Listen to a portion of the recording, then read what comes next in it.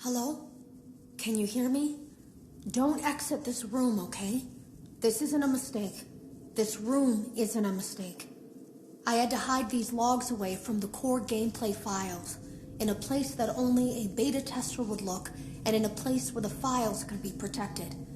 I just really hope that the next development team finds this before the game is released to the public.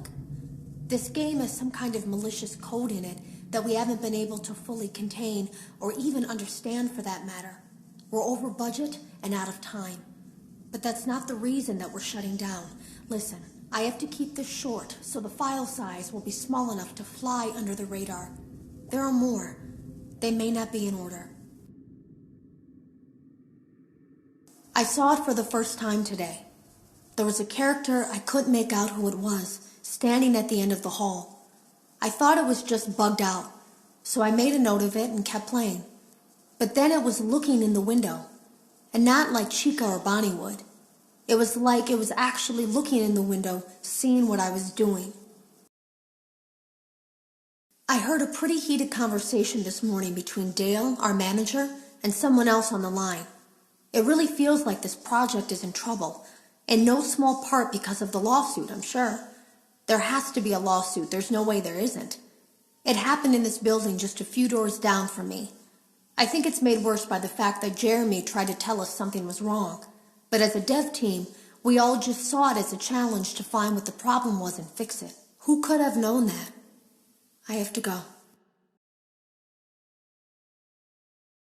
Have you ever heard of a guillotine paper slicer? It sounds made up, but it's an actual piece of office equipment. I didn't even know we had one in the supply room. I guess they're more common at businesses that do a lot of graphic design work.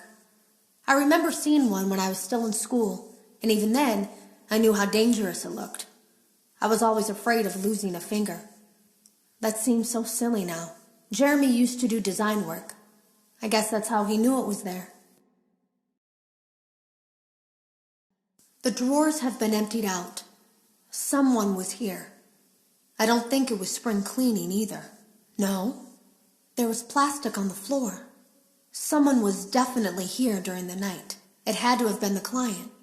I mean, they sent us that stuff in the first place with no explanation, told us to scan it, said it would expedite the process so we wouldn't need to program any pathfinding ourselves. It was a budget thing, I guess. It was just junk, circuit boards and things like that. Looked pretty old. Somehow, though, there was usable code on some of it. It seemed to take hold by itself. Things started changing. But then, he started appearing. At least that's what Jeremy said. I came in early that morning. No one else was there. At least that's what I thought.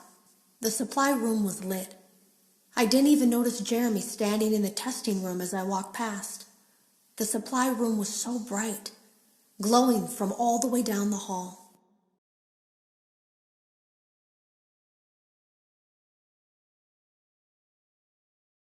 Jeremy complained of nightmares when he came in this morning. He wasn't talking about it like someone telling a friend about his dreams, though. He was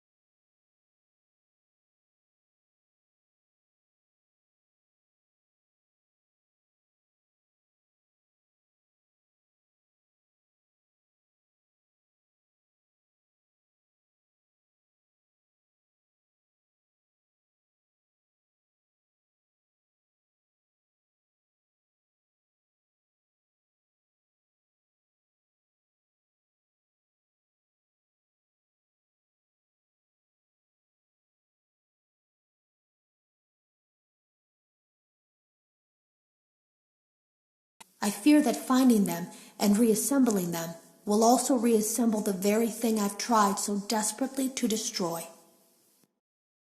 There is a way to kill it. It wants to escape through someone. Someone plugged into this game. That's you now. You have to let it begin the process of leaving through you. Then use the disconnect switch that I've embedded by the main stage. Let it approach you. Let it begin to merge with you. Play the music and flip the switch. That will cause a hard restart of the game and flush the memory, effectively killing it. I hope. I don't know when it will come for you.